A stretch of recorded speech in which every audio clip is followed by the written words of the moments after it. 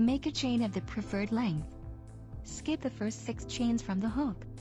Yarn over the hook and insert the hook in the 7th chain under the back loop. Catch the yarn and work 1 double crochet stitch. Work another double crochet stitch inserting the hook in the same 7th chain under the back loop.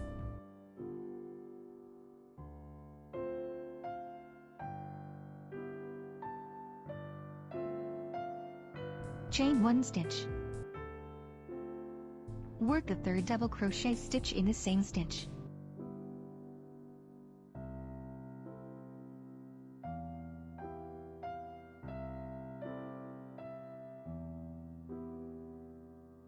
Add 1 more double crochet stitch in the same stitch.